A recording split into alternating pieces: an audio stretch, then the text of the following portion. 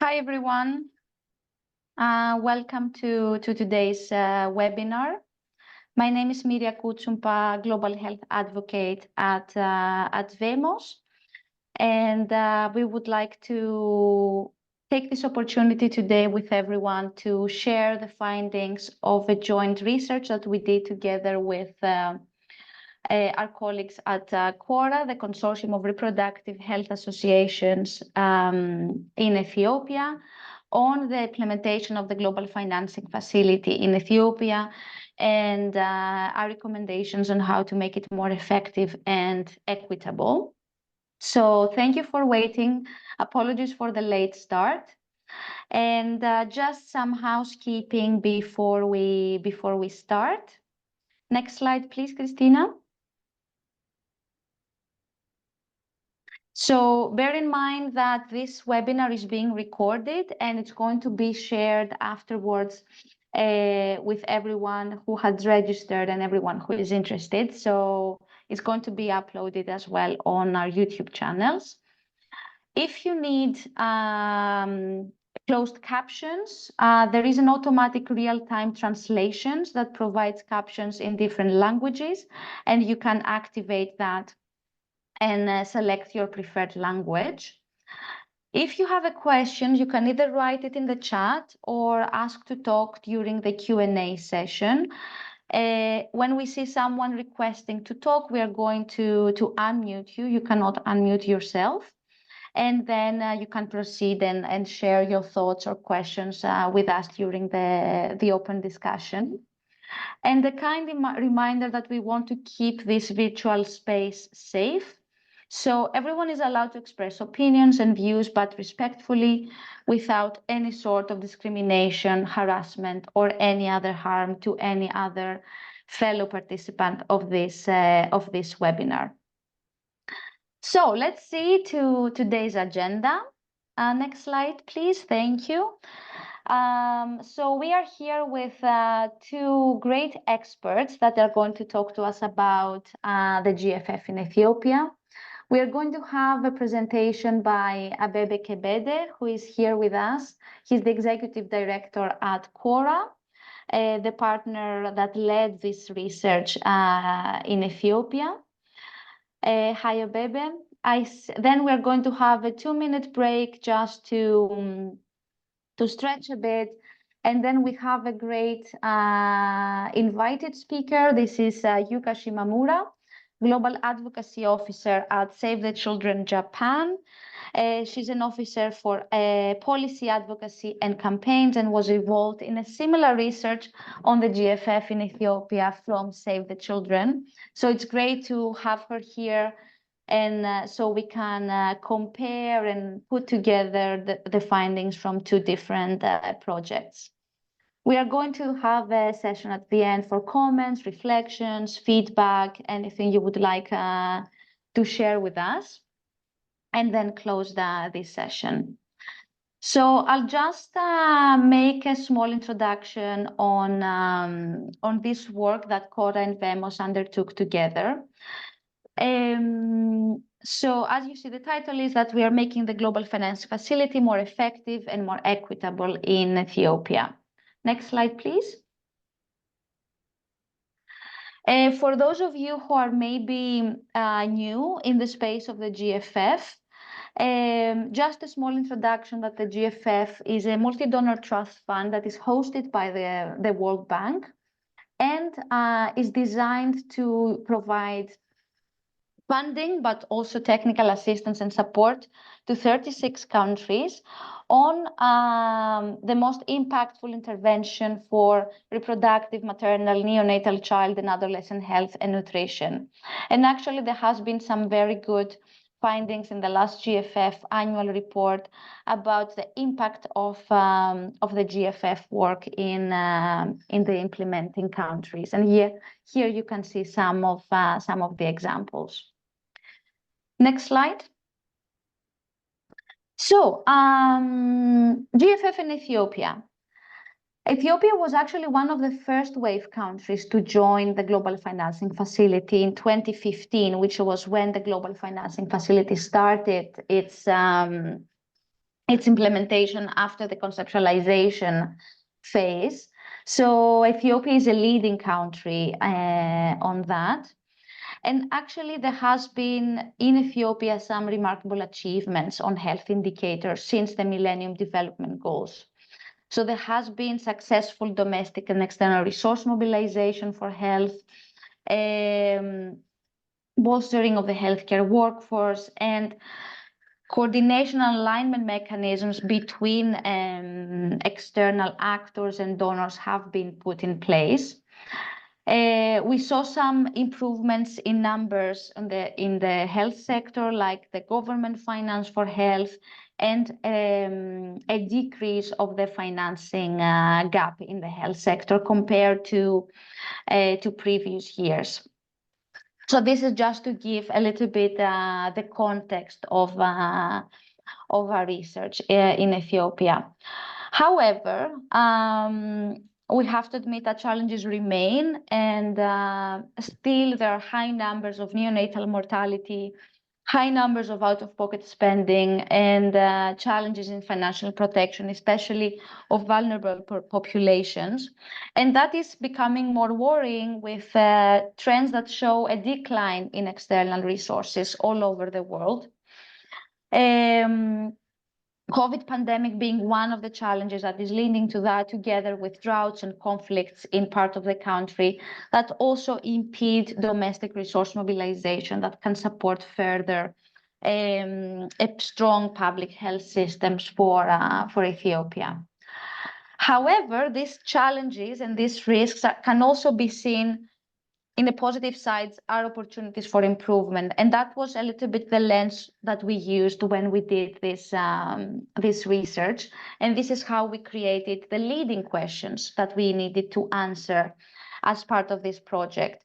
So we saw the progress, we saw the challenges, and we had the question, how can the GFF come in and continue to support the progress that had been achieved in previous years with previous efforts in the health sector of Ethiopia? And then based on that, which areas can be improved even more? And finally, we wanted to see how the GFF itself can become more effective, but also more equitable in Ethiopia. And it's important to highlight here that we really looked into this research from an equity and justice point of view. And of course, that was a case study in Ethiopia, but we really think that lessons learned can be used in other countries that are facing similar challenges, either if they are GFF implementing countries or not. So the goal of the study was to document the lessons, as I said, identify good practices, but also identify areas for improvement, with the further goal to contribute to improve reproductive, maternal, neonatal, child, and adolescent health and nutrition in a sustainable manner, and as I said, with a strong focus on equity. So the learning objectives, and of course, when you go through our policy brief, you will see that in more detail, is to understand the role of the GFF in equity in health service provision and health financing, how we saw the integration of RMNCH and in health system strengthening. We looked into the public-private partnerships and the role of the GFF, and of course, a key question, I think, that I saw in other research projects as well, how the GFF contributes really to domestic resource mobilization, because this is one of the key goals in the design of the model of the GFF, to support domestic resource mobilization. So in order to do that, there was we had a consultant helping us from the side of CORHA. We did a literature review, and then very important key informant interviews with really knowledgeable participants from different stakeholder groups. So civil society, Ministry of Health, the World Bank, the GFF liaison officer, who is the person linking the GFF with a country implementation. We analyzed the data, and we are going to present with you now some key findings per theme, because this research was organized under certain themes. And yeah, we came up also with recommendation on the areas that we would like to see some improvement. So I'm going to turn over now to our colleague Abebe Kebede, Executive Director from CORHA, and very, very knowledgeable and experienced advocate in civil society in Ethiopia around the GFF, to share a little bit more about our findings and recommendations. Abebe, over to you. Thank you very much, Myria, for a very good background. And as it's mentioned earlier, the GFF is a partnership that really aims to accelerate efforts to end preventable maternal, newborn, child, and adolescent diseases around the world, and especially in Ethiopia. The GFF has been instrumental in supporting the country's efforts to improve healthcare access and outcomes for mothers and children. And accordingly, as one of our consortium is dealing with maternal and child health, family planning, adolescent youth sexual reproductive health, and HIV and AIDS. And we assume that we are the appropriate organization to really deal with the GFF, and that's why we have become the focal point for the GFF. This assessment is crucial for us because we could be able to really create common understanding and knowledge about the GFF platform. There was misunderstanding and misconceptions on the GFFs, and that's why it is really important to do the assessment. And Dr. Girmay Deye is the one who's really supporting us as a consultant. He's from Harvard, and he's with us, as I guess, because I can't see the participants. And for any questions, he is also ready to respond to some of the questions or that it needs clarifications. And overall, in Ethiopia specifically, investment facilitated by the GFF have contributed to substantial progress in the country healthcare system in Ethiopia, especially in line with the objectives of the assessment. As it's mentioned, we really try to learning objectives. So the findings and recommendations that is one, harnessing civil society engagement. So as I said earlier, we're trying to clear on the platform so that civil societies, organizations, all advocates for social justice and seek accountability in public investment and bridge gaps, created or left unfilled by the public and the private sector. So as our engagement in the private sector as well, in the Ethiopian Healthcare Federation, we are also a member of the executive committee member for the Ethiopian Healthcare Federation, is that really dealing with public-private partnership. And on top of that, we are also trying to engage the civil society so that we could really create understanding. So by doing that, CSOs added also values, the previous one.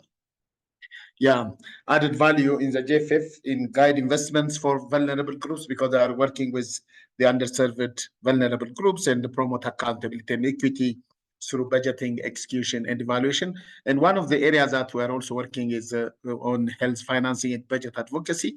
And we have also tried to earlier to facilitate trainings on budget advocacy and health financing, and seek also donor grants for RMNCH and projects in different areas, especially in underserved where there is a need. And also advocate in policies and strategies to strengthen the health system. And we are really working very closely with the Ministry of Health and other concerned ministries, especially with the Ministry of Health and Ministry of Planning and Development. So this is one of the areas that we're working on, especially in harnessing the civil society engagement. Next.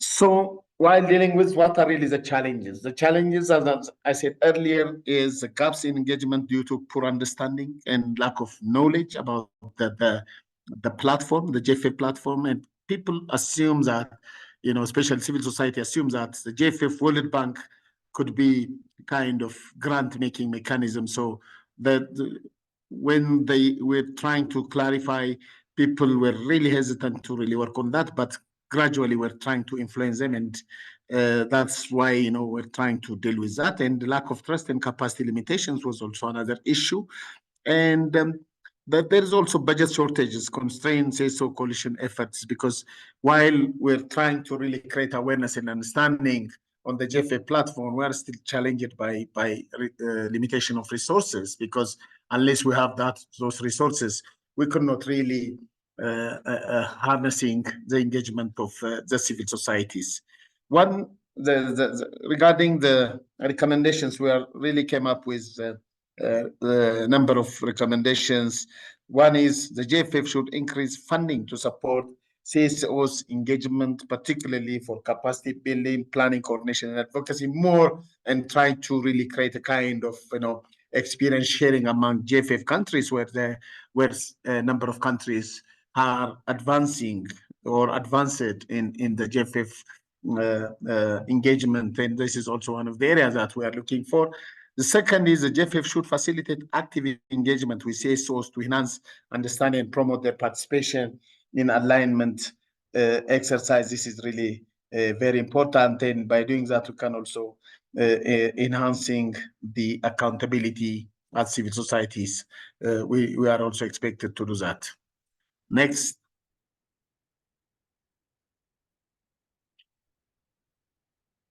So the other is carefully assess the support of the private sector engagement, because the private sector engagement is very critical, especially currently, the private sector involvement, the public sector in Ethiopia is very limited, and providing even less than 30% of services, but receiving nearly 50% of out-of-pocket payments. In line with this, we are also working with the Ethiopian Health Insurance Agency.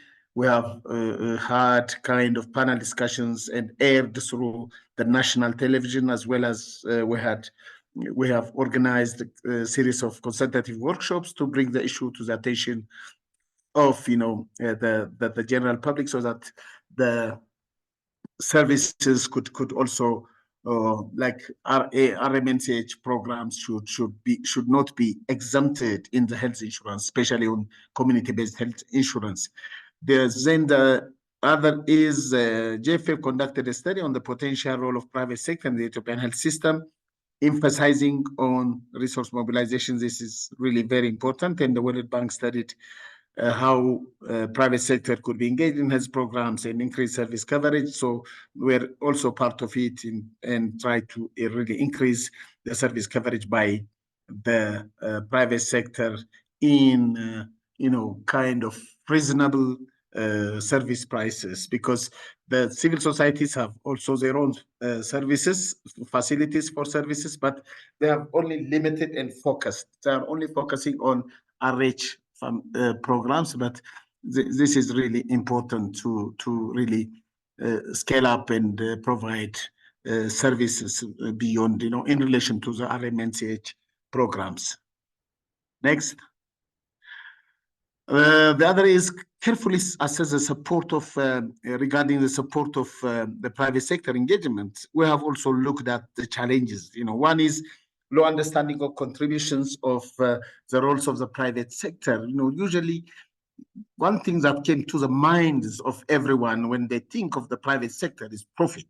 But beyond profit, this private sector has a responsibility to provide services. They do have what we call it social corporate responsibility beyond making the profit. Profit is not a sin or it's not a crime, but it has to be purposeful and reasonable, and the profit should also be measured by the services they provide to their customers or to the general public. The AKI reported that, from the key informants, report that the public-private partnership increased recently, but were inadequate. They are increasing in number, especially on RMSH services, but still inadequate, because especially the last miles, people living in the last mile cannot really access those services. So this is really one of the areas, the challenge that we have observed, and there is no framework to monitor the contribution of the private sector. There is still very recently, we are now working on what are really the standards that the private sector should also scale. I mean, to have the standard, and the monitoring mechanism is also under discussions. How can we really monitor the private sector? And the ministry is very much interested and committed to work with the private sector. This is really one of the major steps that we have experienced. In regarding to the private sector, we recommend that the private sector engagement must consider equity and financial risk protection, and they should really be motivated, encouraged, so that there should be some kind of financial risk protection from the government and from other donors or partner organizations, so that they could really serve their community. The other thing is the GFF should ensure that the eventual increase of private sector involvement effectively improves health equity, quality, access, especially in remote areas and for vulnerable groups, especially when you say remote areas. If we look at the pastoralist community, there are mobile communities. It's not really easy to avail services for the mobile community because they move from place to place every time, and also due to poor infrastructure. It's really very challenging to avail services. So equity is one of the issues that is clearly indicated in the health sector transformation plan. There's also quality issue, and access. Not only access, but also affordability. Availability is also a related issue that we need to look at for vulnerable groups, especially for underserved, especially in the IDP areas, internally displaced people due to the conflict and other displacement due to natural and human made disasters. Next. So how can we leverage in domestic resource mobilization? I think this is also one of an important area that we recommended, especially CORHA has been doing series of consultative meetings to leverage domestic resource mobilization, and especially the GFF provide the technical support for health financing reforms in Ethiopia. And reforms led to expanded health insurance coverage is one of the areas that I mentioned earlier. And by reducing out-of-pocket costs, increased domestic health resources, and the establishment of private health sector stakeholders, federations, and enhanced data for decision-making. So this is one of an important area that really helps us for leveraging the domestic resource mobilization. However, there is no clear-cut evidence that the GFF helped increase domestic resource mobilization or financial risk protection. So this really needs some kind of, examination or workout to really look at. What are the challenges regarding domestic resource? Lack of sufficient data to link the GFF and the policy recommendations for domestic resource mobilization is very critical. And for that, we need to have data and evidence. The GFF can help Ethiopia strengthen the health information system to also better track progress, identify gaps, and inform decision making. This is really very important so that the government could be able, or from different sources, we can really mobilize domestic resources.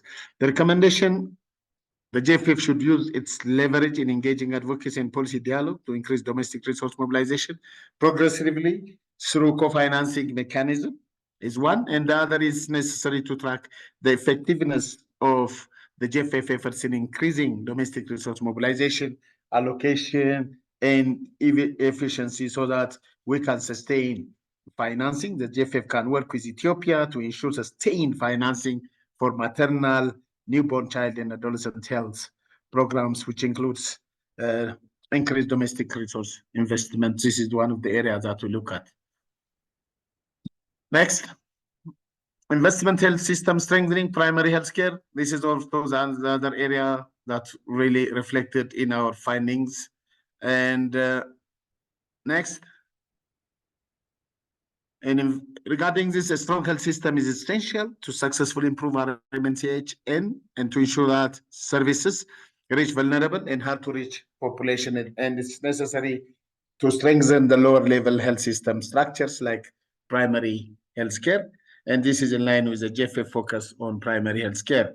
And the unavailability of basic commodities led to less investment in different elements of the health system. Example, the family planning commodity crisis over the past few years. And this time, some of the partners and donors especially, and also the Ministry of Health and the Ministry of Finance has signed a compact agreement for family planning finances. This is also one of the initiatives, but the GFF should step in and really strengthen this area so that we could really reduce the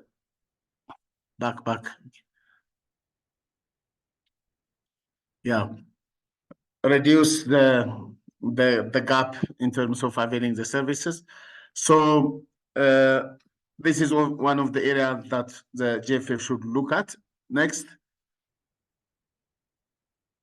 The challenges while dealing with the invest in health system strength and primary health care is these are not health system investments are not prioritized in case of commodity shortages, and also investment is in higher health system structures may not improve RMNCH for all. No, we can see how it's really challenging, remain challenging. Then the recommendation for this is GFF should invest in strengthening the lower level health system down there at the health post and health stations, so that where primary health care is provided, because it will directly benefit the implementation of RMNCH and nutrition programs all over the country. Next. Invest in monitoring and evaluation. This is really one of the key areas that is very critical, because data and evidence is very important.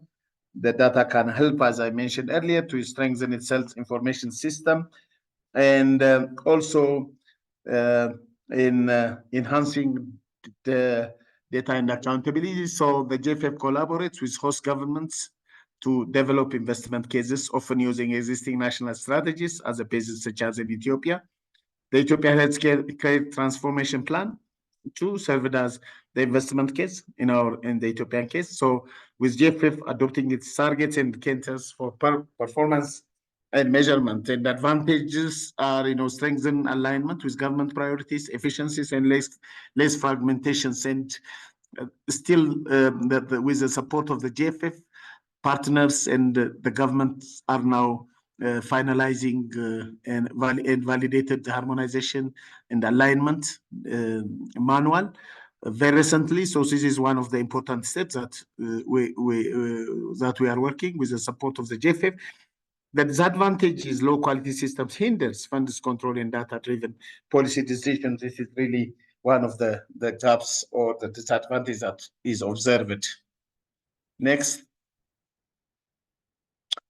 Invest on monitoring and evaluation system is very key. The challenge is dependency on low quality routine information system for monitoring and evaluation all over, because the data, the monitoring and evaluation is very low, especially the quality, and difficulty in attributing successes or failures to GFF support due to limited data availability. Data is really key, especially that really helps us for the decision making. So what we come up as a recommendation is the GFF again should invest in monitoring and evaluation system to track the impact of its intervention, because this is really very, very important area. And effective policy aimed at leaving no one behind should be based on reliable routine information systems. This is really the areas that we look into by supporting the collection, analysis, and use of data. The GFF can ensure that resources are targeted towards the most effective intervention. This is what we have we came up as a recommendations. Next.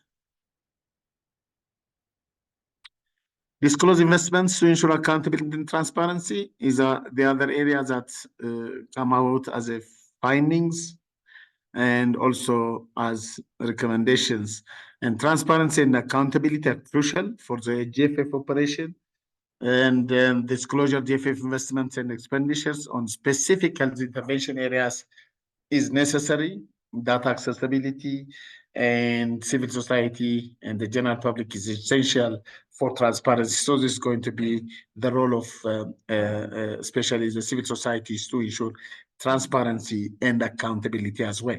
The current financial accounting and management system, especially at subnational level, are not enough, hamper efficiency and in budgeting and execution of public financial management. So we need to look at that as well. Next. The challenges, the breakdown of GFF investment and expenditures may not be accessible easily and understandable. This is not really very clear. Even in some cases, we are also very much challenged to get information from the GFF, from the liaison office, what the role of the civil society is, how can we really monitor and make accountable. This is really one of the challenges that really all the time make it the GFF platform vague to most of us. The other is CSO's difficulty in accessing data on GFF allocation, disbursement, and utilization. This is really the area that the CSOs are really challenged, and no one is really accountable for this. And I don't know what we can really do on this as well. This is really one of the gaps that we have observed. And the other as recommendations, we suggest that the GFF should make the information about its investment and health interventions easily and publicly available, not only for civil societies, but for the private sector as well as for the general public. Ensuring data availability to CSOs enables monitoring, equity, accountability, transparency, and advocacy for vulnerable groups' needs, which is really very important to promote in equity and inclusion. So while the GFF can prioritize efforts to address health disparities and promote equity in health, particularly in rural and underserved, it may involve targeting resources towards this marginalized population, addressing social determinants of health, and implementing strategy to overcome barriers gaps. So this is really very important areas that should be considered. Next. Thank you very much, Abebe, for presenting our key findings and recommendations. We can also put a link to the policy brief in the chat for those of you who haven't seen it yet. So let's take 2 minutes to let all this information sink, and we will come back in 2 minutes with Yuka's presentation from the Save the Children research project. So see you in 2 minutes.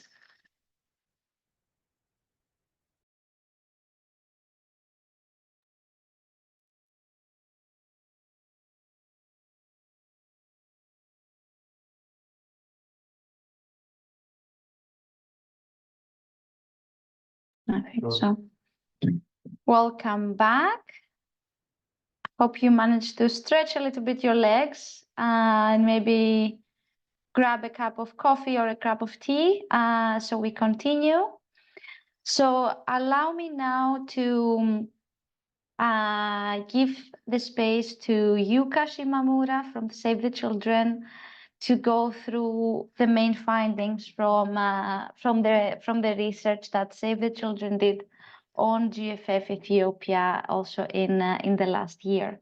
Yuka, over to you. Thank you, Myria, for your kind introduction. This is Yuka Shimamura from Save the Children Japan. Thank you for having us, and this is a great opportunity. We appreciate it. So we published a report, Sustainable Approaches to Strengthen Existing Health Systems, the Global Financing Facility's Contribution to Improving Health Financing and Health Outcomes in Ethiopia. based on the research conducted in last March, and we would like to share some of our findings on behalf of the colleagues and the team. Next, please. Thank you. So the objective of the research was to identify success, challenges, and recommendations to guide future investments and programmatic decisions for better delivery of RMNCA-HN services and strengthen financing system for UHC. And Save the Children UK, Japan, Ethiopia country office engaged in this research. Next, please. Next, please. Thank you. So Ethiopia was selected with a focus on health financing reforms and equity. We applied a mixed method approach, which consists of document and literature review, secondary data analysis, and key informant interviews. So GFF, World Bank, Federal Ministry of Health, Addis Ababa University, and CSOs were our informants. And we visited Mr. Abebe during our stay, and thank you, Abebe, very much for your kind support. Next, please. So I would like to introduce GFF model in Ethiopia, what GFF does as a background. So investment case, health sector transformation plan, HSTP serves as an investment case in Ethiopia. And this is a foundation for prioritizing investments from both domestic and external financing to narrow health inequalities and strengthen the health system. And GFF supported the development of HSTP2.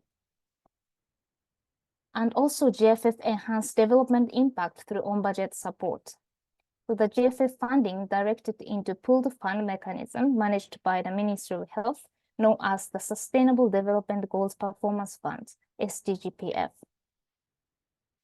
Further, the GFF support offers technical assistance in health financing to Ministry of Health, aiming to promote the effective utilization and mobilization of the domestic resources in Ethiopia. So this resource mapping and expenditure tracking helps the government understand fiscal space in health sector and inform resource allocation decisions, national planning, and budgetary process. Next, please. So going back to the on-budget supports in Ethiopia, the SDGPF provides flexible funding for the implementation of the transformation plan, and 30% to 40% goes to RMNCA-HN services.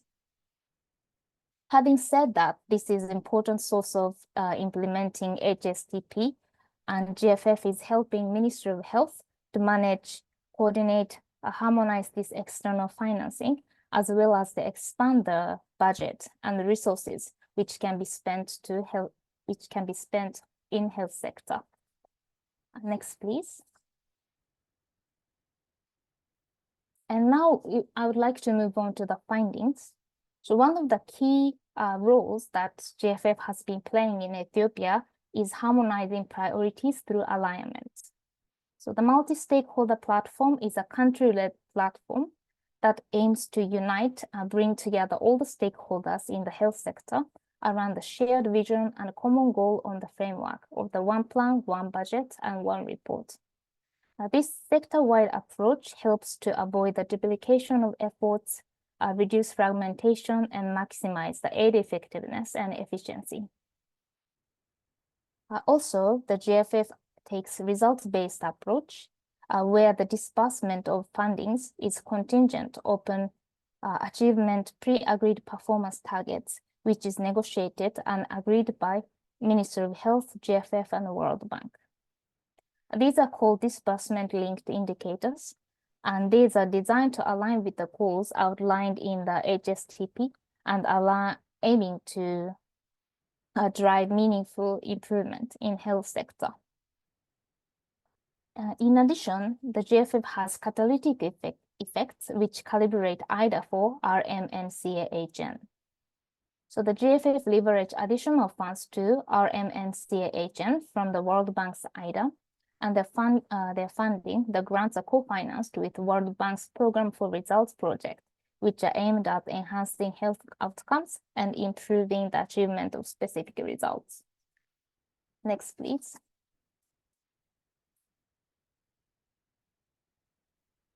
Thank you.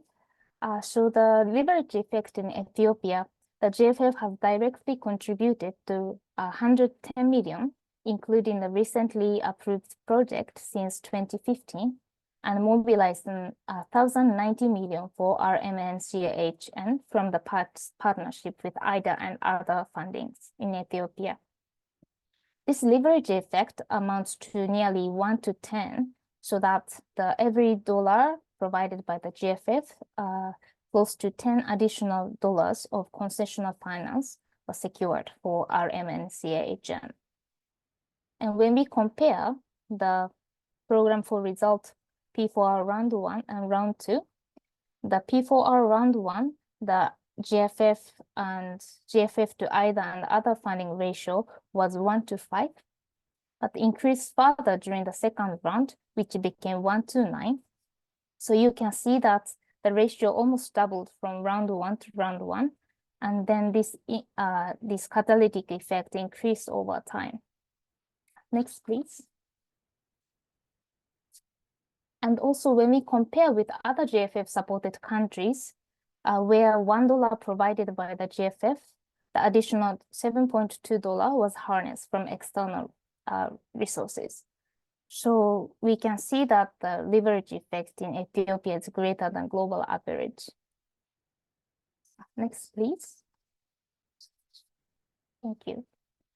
And when we look at the longer term outcomes and impacts, we can see that the share of government budget allocation to health at the time of 2016, when the GFF has just started implementation in Ethiopia, was 8.6, but it increased to 9.1 in 2020. And latest information data provided the GFF shows that it increased to 13.8% in 2022. Similarly, health budget execution, at the time of 2016, it was 80%, but it has increased to 90.9% in 2020. And latest information shows that it increased up to 91% in 2022. So we have to note that these increments are due to response to COVID-19 pandemic also, with the increased demand in health sector. And we can't we cannot say that this improvement is completely due to the GFF, but we can think this way, that the technical assistance provided by the GFF to the government helped the government to improve this data. So I decided to just list this to show this data as an example. Thank you. Next, please.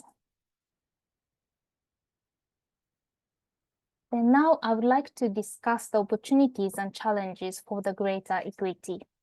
So health financing reforms, the expansion of the community-based health insurance, as mentioned in the presentation earlier, is a key example of the GFF's contribution towards more sustainable financing for health equity. And this scheme improved healthcare utilization, revenue generation, and patient satisfaction, according to some research conducted in Ethiopia. However, this kind of voluntary contributory-based insurance are unlikely to be an equitable form of health insurance because these schemes are largely regressive, as they potentially exclude those on low income unable to contribute premiums. So there is a need of harmonious balance between responding to government technical assistance requests and offering global best practice based on evidence, which is more equitable. So in this case, the national mandatory schemes, which subsidize coverage of those on low income and greater onus on the role of the government in financing health, would be recommended. Next, please. And we would like to also stress the importance of CSO engagement as well. So in strengthening civil society engagement, the GFF supported the civil society in health sector agenda setting and decision making since 2015. and they empowered local organizations to develop community-led initiatives that address health challenges and support innovative solutions. However, during the research, we observed some potential challenges that GFF have in terms of visibility among civil societies in Ethiopia, because some of them were not aware that it was actually the GFF which supported the government in developing and implementing the HSTP2 in the country. And there's a potential financing opportunities there for local CSOs. So we would like to recommend GFF to consider increasing funding allocated to CSOs to enhance the engagement and ensure the resources and opportunities are distributed equitably among a range of CSOs. Next, please. So as a conclusion, I listed the GFF success and what we would like to see more in the future in their model. So support governments to promote inclusive agenda setting in country platforms, align with the range of partners behind national priorities, and provide support to governments in leveraging additional resources for health. And here we would like to recommend that GFF continue to highlight the international donors, the positive contribution of the IDA on RMNCAHN, and further strengthen links between funding and result outcomes. Next, please. And also provide equitable technical solutions based on best practice. And here we would like to suggest GFF that they deepen collaboration further with experts when addressing countries' technical needs, because that would further enhance evidence-based support, facilitating the creation of fair and effective health financing reforms, and enhance resource mapping and expenditure tracking by making the data available to the public. And lastly, and repeatedly, strengthen civil society engagement by improving funding and maximize local to global linkages for more meaningful and representative engagement. Thank you very much.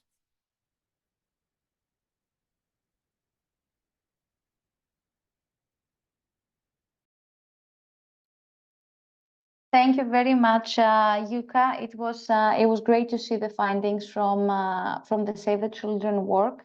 I think the two studies are very complementary. You shared very interesting quantitative findings as well in terms of the changes in the government budget for health, in the budget execution, and I found very interesting the comparison of the leveraging effect that the GFF has had in Ethiopia compared with the global average, which I think it's a very interesting point to see, like how strongly the model of the GFF, that is this leveraging element of the model of the GFF, which is at the core, I think, of the ways of working of the GFF, has played out in Ethiopia with such a high ratio.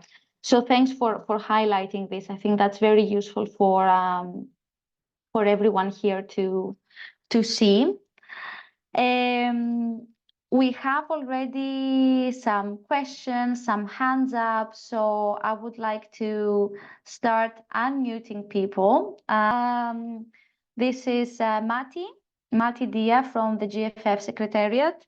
Thank you very much, Mati, for being here and being always in civil society events. So yeah, let's hear from you some reflections. Yes, can you hear me now? Yes, now we can hear you. Welcome. Okay. Thank you very much. I thought I was talking, but it seems no one heard me before. I just wanted to say thanks to you, Abebe, as well as Yuka, for sharing your insights on the GFF's role and contributions to Ethiopia. We do appreciate the thoughtful recommendations and all the background information, and yes, we do appreciate also that there's always good. It's good to hear feedback, and there's always room for improvement, right? We have been improving and we would like to just share some reflections from our end. So I'll speak on behalf of the Secretariat and just in reaction to some of the analysis made.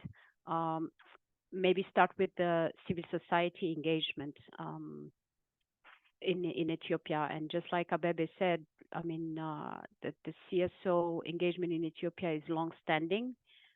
Thanks to him, he's always been there, he's been present. And if I recall, he only missed one of the workshops, the annual workshops that the CSOs have been engaged in. So we have been engaging CSOs, not just in Ethiopia, but across countries through various channels. And the main channel through which we have been engaging civil society in Ethiopia is through CORHA with Abebe. And through our collaboration with PAI, CORHA has actually received funding to address some of the issues that he has raised, such as access to communication, including civil society and youth, participating in national processes, facilitating also understanding of the GFF and the process. This is something that has been done not only through his coalition, but through the civil society coalition. We've had several consultations, and I believe he has actively participated as well in the development of the health sector strategic plan, as well as the midterm review. He also participated in the national dialogue on alignment, which was started by the GFF. So, and this alignment, country alignment workshop had the Ministry of Finance, private sector donors, even youth were present. So this, I think we need to really appreciate that, yes, there's room for improvement, but we have increasingly, constantly allowed for space for civil society and youth to be there, and the funding is there. We hear that there is a need for more funding. We're working towards increasing the ambition, and this is what we're working towards for the next phase of the project, of the NGO host project. But it's really important to share how we are engaged and committed to making sure that civil society is part of the dialogue. One thing that we need to also clarify is that the project of the national project is called GFF is just a small actor, right? We are among 11 other actors, technical financial partners that are contributing to the government's priorities and contribute to the SDG pool fund. So it's not just the GFF. I appreciate we do have room to improve, and we have to address some of these issues that you raised, but it's not just us. We have been transparent. Some of the documents are public on the World Bank website.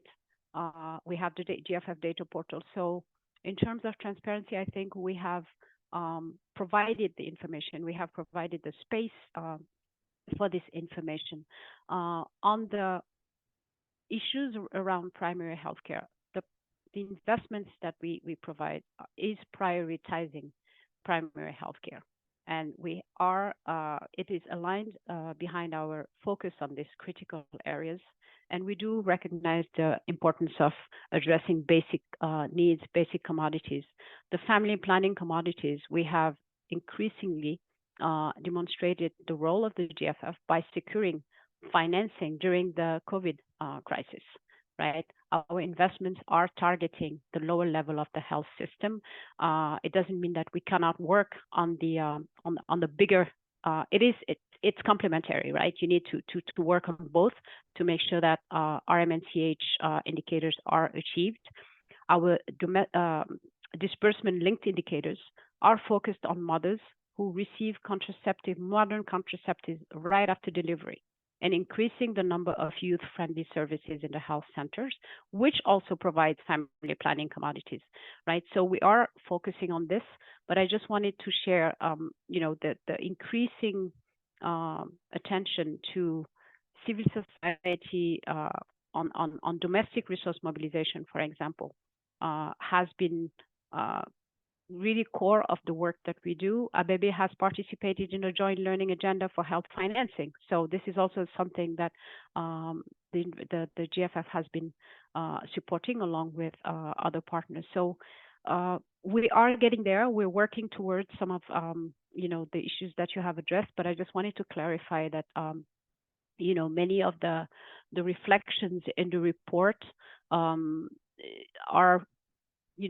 looking at specific issues that are not currently reflecting the reality on private sector engagement. We did the assessment, but any engagement with the private sector will make sure that they meet the criteria that will expand access to quality healthcare to vulnerable populations. And we are focused on, and not only focused, but committed to transparency, accountability, and equity. I just wanted to stop there, and I'm happy to stay here and have questions. I wanted to also say that Ding Sarah, who's the liaison officer, she's on the call. She has been supporting CSO engagement all through these years, and she can complement as she's more best placed than I am to respond to some of the specific questions. Thanks, and over to you, Myria. Thank you, Mati. Great to hear from you. And I think we all have seen great improvements in the processes in country and at global level for the GFF. And actually, especially when it comes to civil society engagement, I mean, we really have seen the efforts, and the GFF has set a good example for other global health initiatives as well to do civil society engagement better and more meaningfully. Great to hear your point as well about how equity will be central to any sort of private sector engagement in healthcare. I think this is very promising.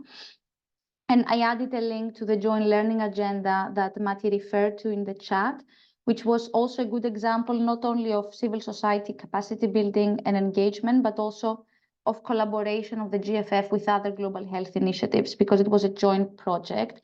And we have heard very positive things about it in any workshop that we do together with other civil society organizations. We have a bit more than 5 minutes until the end, so I will ask you to be short in your interventions. And I would like to ask Jackie Katana, a fellow civil society representative at the GFF Investors Group, to take the word. Jackie, over to you. Yeah, thank you so much. I'm Jackie Katana from Uganda. The other roles, Myria already mentioned them. And thank you so much, Wemos, Save the Children, and Abebe for the great work that is being done. I have only 2 questions. The first one is when collecting data for these 2, did you try to scan the environment, whether there are also other development partners, organizations that have done studies around this area? For harmonization today in Uganda, we had a similar one. And we discovered that actually we had over 7 organizations already doing work with different focus, but all around health financing. And we realized that they don't need to reinvent the wheel, but to move it to another level by trying to build on existing data.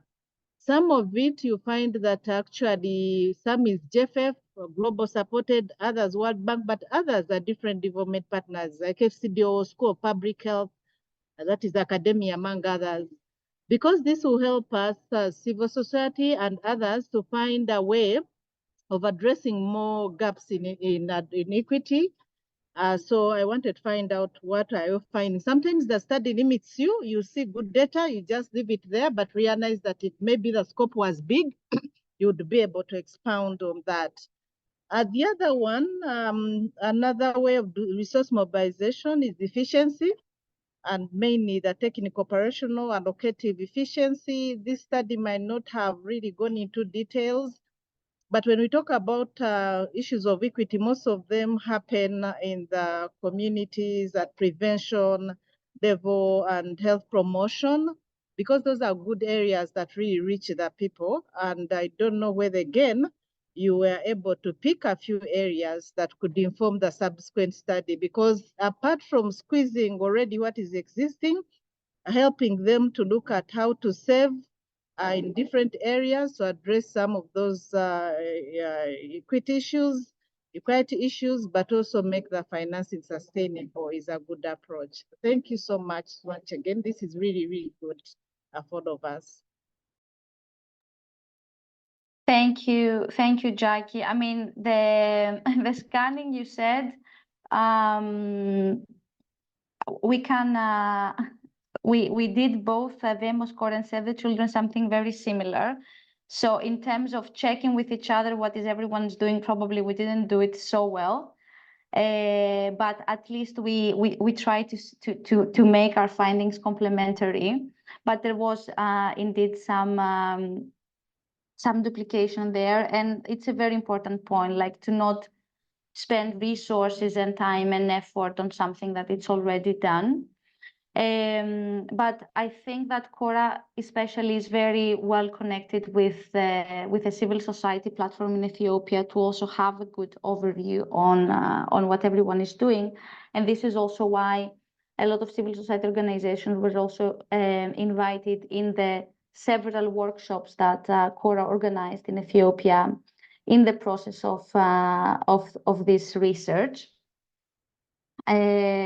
But of course, yeah, we always can do this this better.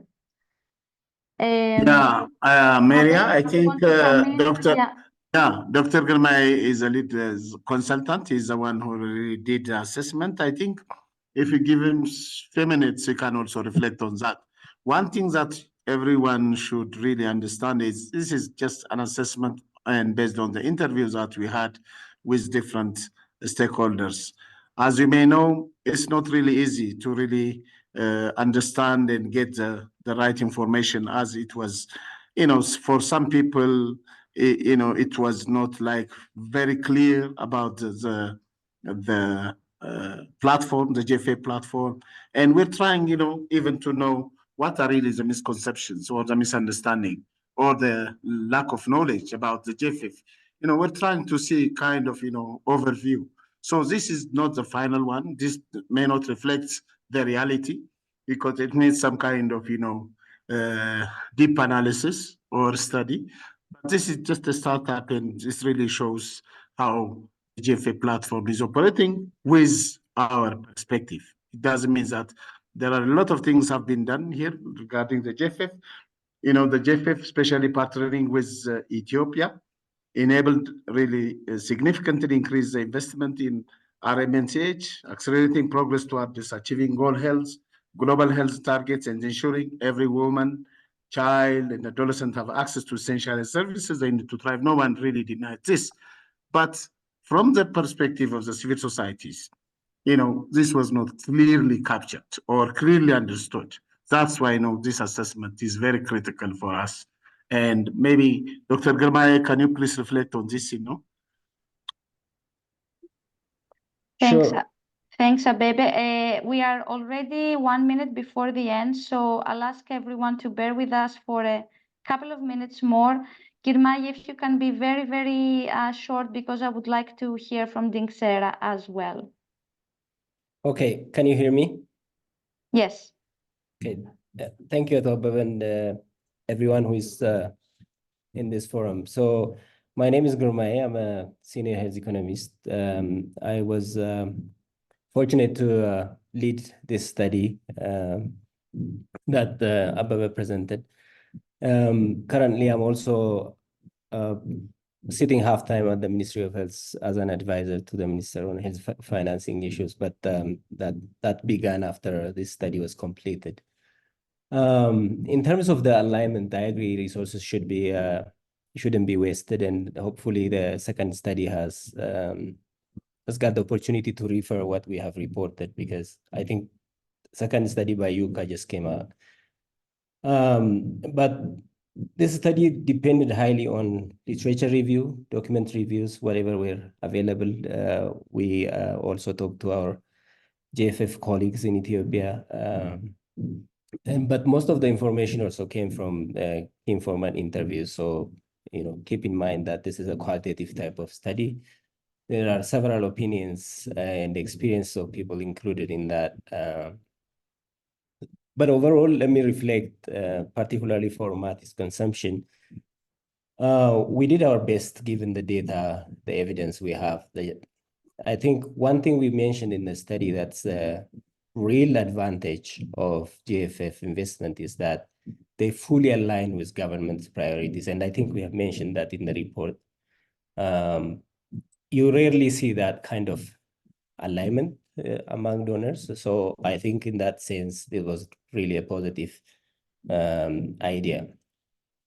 But when you are fully aligned, you automatically lose the power or control over the data or how funds are utilized. Of course, you have the disbursement led indicators and so on, but especially in monitoring and evaluation, you don't have your own data sets to see, the impact of your investments, and that's exactly what's happening in Ethiopia. So there is a pros and cons of doing things in certain way. In Ethiopia, what we saw is that the alignment is very good. GFF is an A grade, but in terms of really linking to the outcomes, they have to use government routine data set, which again is the right thing to do.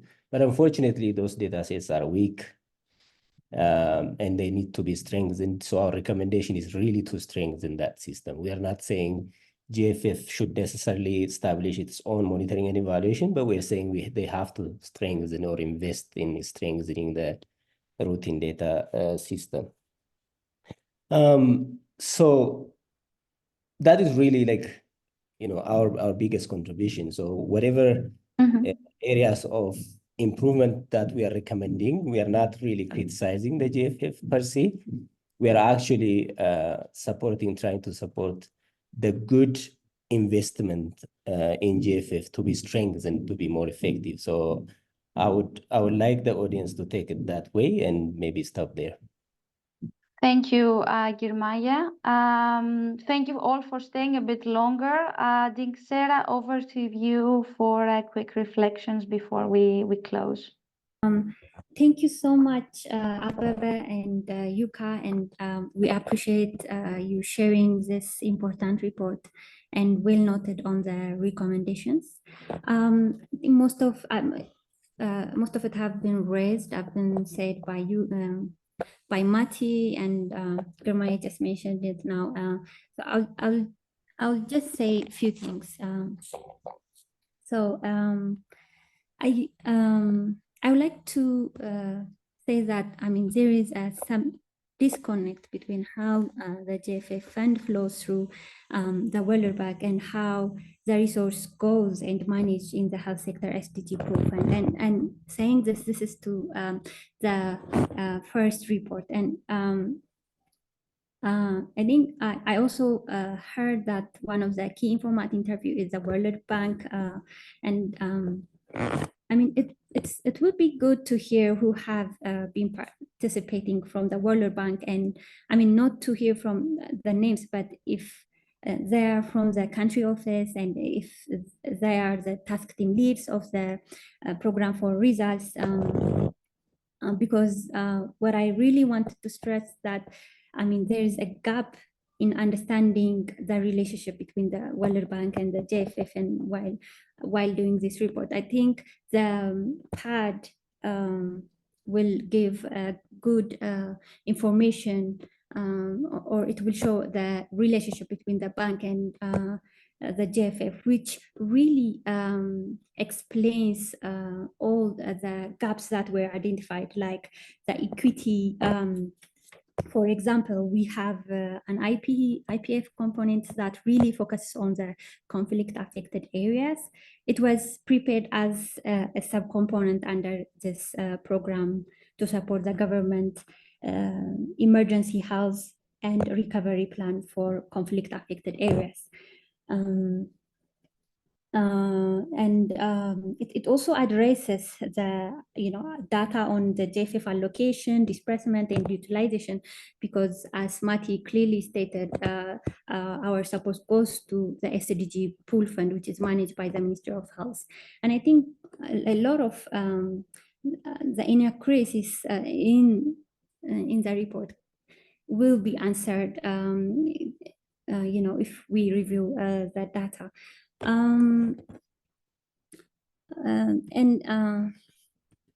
The other is,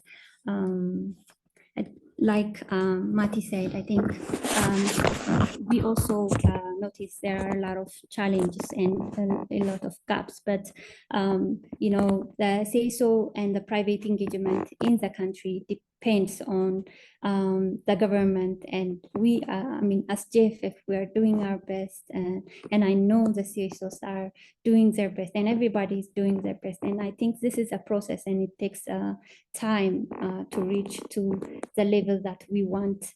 And I think this is it's not only what GFF can do, but we can do this together, and with coordination and collaboration. And I hope we continue to do that in the future to improve the health of the country, and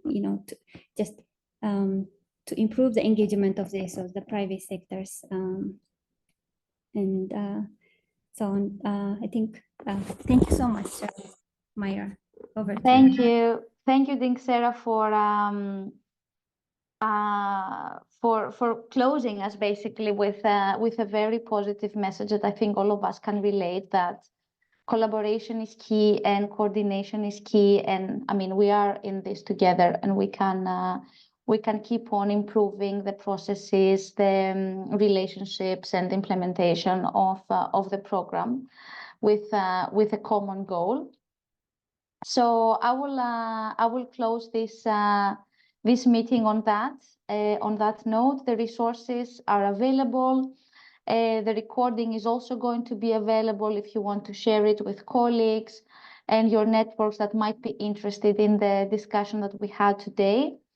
Thank you all of you for joining, for staying extra time. It was great to also have the GFF Secretariat with us, GFF Liaison Officer with us. That means a lot in the engagement that we so much discuss between the GFF and civil society. So much appreciated. And everyone have a nice day. Thank you also to Yuka for coming in. Much appreciated for sharing your findings. So until next time, have a nice evening, day, morning, wherever you are, and take care. Okay, thank you. Thank you very much. Thank you, everyone. Thank you.